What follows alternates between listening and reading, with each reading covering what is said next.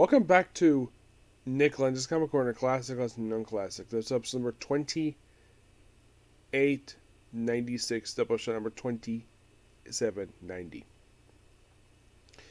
Guys, I'm Superman here. First, discussing the crossover Return to Krypton 2. Mostly put, it's another Return to Krypton, and it's an okay story. Jeff Johns wrote the opening story for Superman 184. Part 2 is handled in Adventure 606, done by its regular Joe Casey with Duncan Rabadou in the artwork. Part 3 is basically Superman Steel number 128. Carl Kessel is the artwork this one, and it wraps up with 793. It's like I said, it's an okay story. Not much to say here. Next up, basically, we're going to be talking about basically a couple issues of, 2 issues of action, 2 issues of Superman, and, at this point anyways, because they're crossover we're about to discuss here. Basically 2 issues of all 4 books. Start with Action Comics 794, excuse me. It is mostly put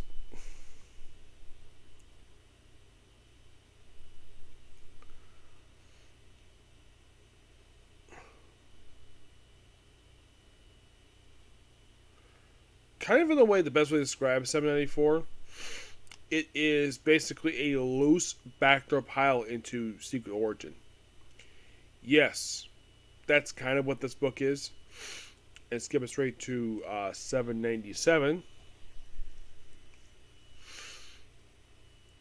This one basically is another appearance by the European General Zod.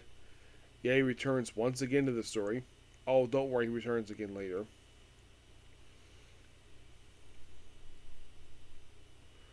Yeah, perfect time to strike.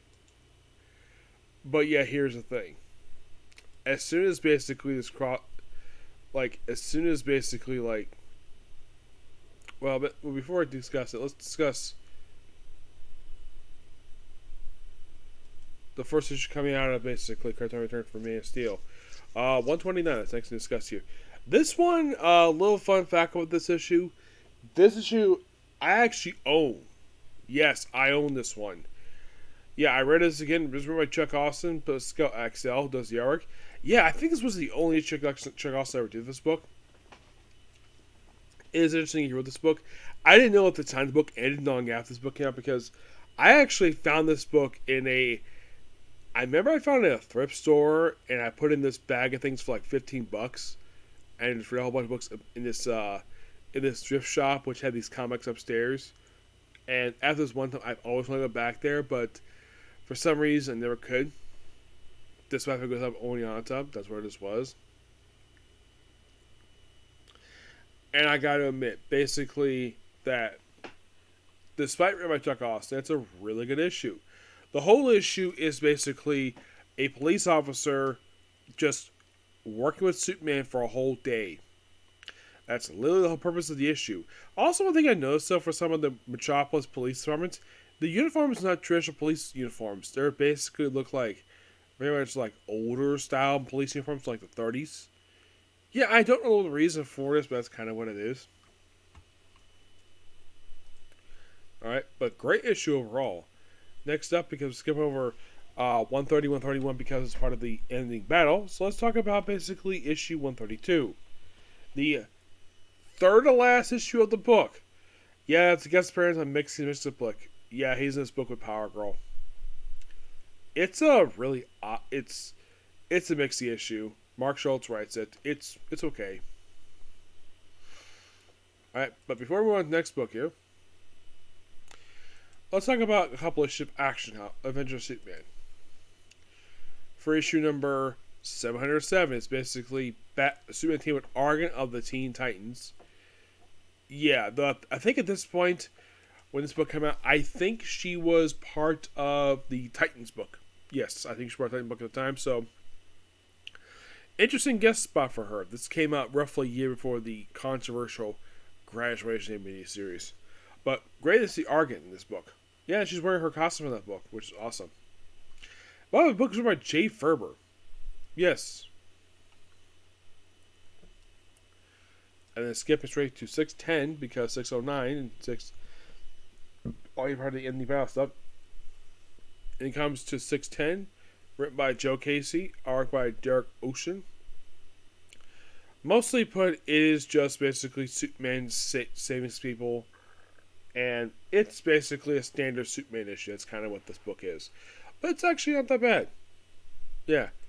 But Superman, well,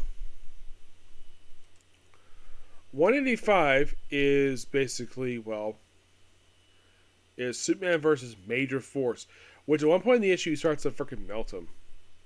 Yeah, I thought that was kind of weird. And going straight to issue 188. So we have the only issue of the regular Superman book, Superman Volume 2, done by Chuck Austin. It is most of what you think of when you think of a Superman book, plus finding the character Barrage, who is a character John Byrne created, which he may return here. I think it was actually one of his last appearances in the comics. Well, one of his last ones. Yeah, in the case of Superman Volume 2, this would be the last time he appeared in this book. And I've already kind of discussed his appearance in Superman. He would make one more appearance after this issue in Adventure Superman 741.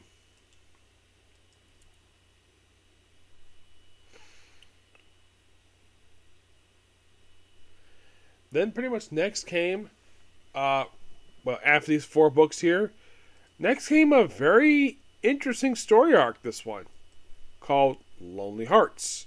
4 parts. Part 1 is in Superman Volume 2, 189. Part 2 is Adventure Superman 611. Part 3 is Superman Man of Steel 133, the penultimate issue of the series, and 198 of Action Comics. The covers are by John Van Vliet. Great covers. The whole thing of the storyline is that Lana Lang has gone missing, so Pete Ross asks Clark to help out. Now, the biggest thing historical about the storyline is that it's the debut of Tracy 13, Doc 13's only daughter, and also the future girlfriend of Jaime Reyes. I gotta admit, this was an excellent story. I loved every issue of this damn thing. It was amazing.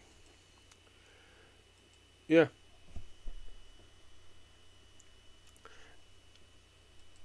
Yeah, by the way, Jeff Johnson's the writer of this book. Now, next thing to discuss would be, I know I'm kind of these books quickly. Next up is 134. It is basically, in a way, Superman and Clark, basically Clark and Steel having a disagreement. Manchester Web kind of revolve everything. And they continue over in a one-shot called Superman vs. Darkseid Apocalypse Now, which, yeah, they kind of continue over there for some reason. I'm not sure why.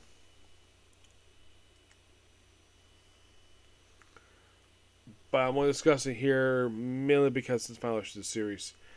Yeah, that's really the only reason why. But great. Not bad last issue per se, but kind of goes down a whimper with this one. Yeah, there's even a thing in this book where we have various steel armors appear in the book. But overall, interesting ending. Final thoughts on Superman, the Man of Steel. Can you believe this actually was one of 2 comics started after the Diamond numbering started? Yeah, it was. And if you're curious, how many regular writers this book had throughout its entire existence? It technically had 2. You had Louise Simonson, mostly in the first 83 issues, and a lot of the rest of the book is done by Mark Schultz. Occasional books issues by Jeff Johns and Chuck Austin. Yeah, but all in all, really interesting book. Right? Next up, basically, we have is, well, let's talk about some more Superman. The last 11 issues of the series. Discussed, anyways. Yeah, because 201 to 226 basically discussed already. So, in the case of 190, it's a standard, basically, issue related to Superman. Obviously, like I mentioned. Yeah.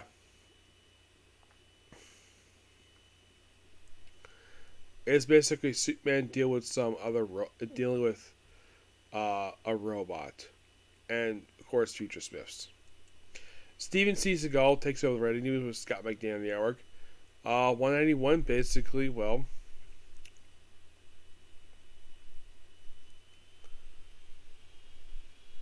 It's basically dealing with the character Sir L, who claimed to be the daughter of Superman.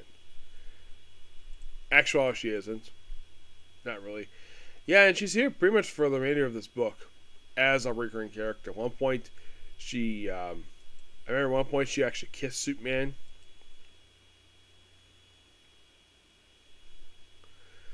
Yeah, that's kind of basically what she's doing here. Yeah, then we have Pyromaniac for 2 issues, 182 and 184. And basically for these last 7 issues, it's all about the adventures of Sir L. And she is pretty much the focal point of the many issues of this book. Discuss, yes.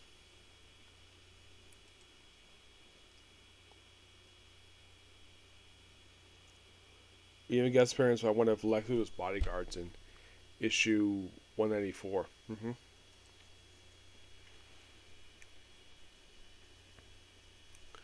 Then we have 195, Superman vs. Wonder with robots. Then we have 196, which was basically Dr. Metropolis. Yeah. Still good Superman stuff. And of course, you have the first appearance of Brainiac 12.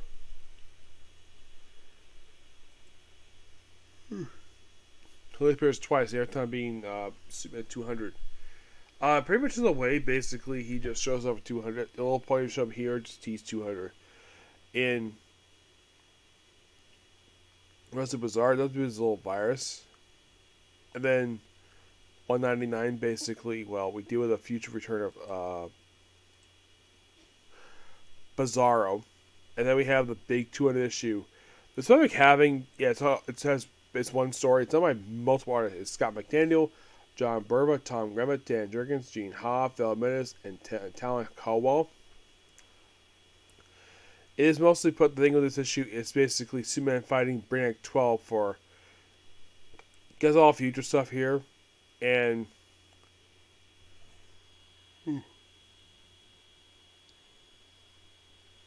Sir L, basically her storyline gets kind of get wrapped up here. Apparently this issue is a prelude to Superman Birthright. Yeah.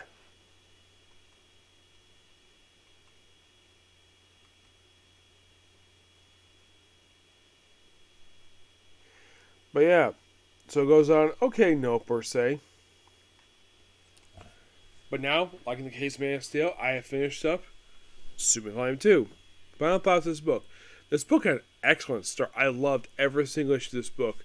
Now, the only issue I didn't like, though, was the 24/7 stuff, which didn't like the resolution of that one. But the book got a little better afterwards, but it wasn't as big as it once was. I would say, basically, after they did the Lonely Hearts crossover, the book had slightly improvement. And then after issue 200 is when the book started to improve, but it got canceled over 2 years later due to, well, I think it was low sales possibly, and plus they changed the name of Avenger Superman back to Superman, first since the 80s.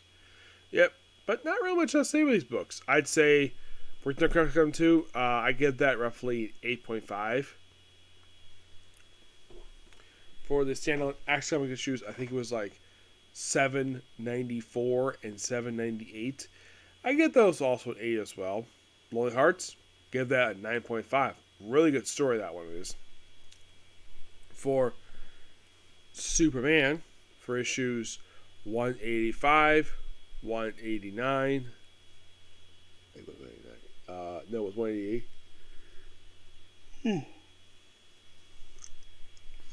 For those two standalone issues, I give those two issues roughly a 8. For Reigner of Superman, I give that roughly 8. Man of Steel, not a lot of issues this one. It's like roughly 3 issues aside from a crossover.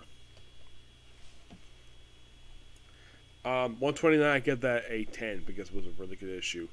132 was interesting when it was. But in the case of the final issue of the book, I give that a 8.5 because I wasn't really a big fan of seeing Superman fighting Steel. But yeah, that's pretty much that particular review. Please be sure to like, comment, subscribe, turn notifications, and do not dislike button. Next up, basically, will be tomorrow. With more reviews of Demon Lord Try and this series, along with One Piece, My Hero Academia and Fair Essential Quest. Okay, thanks to you. Bye.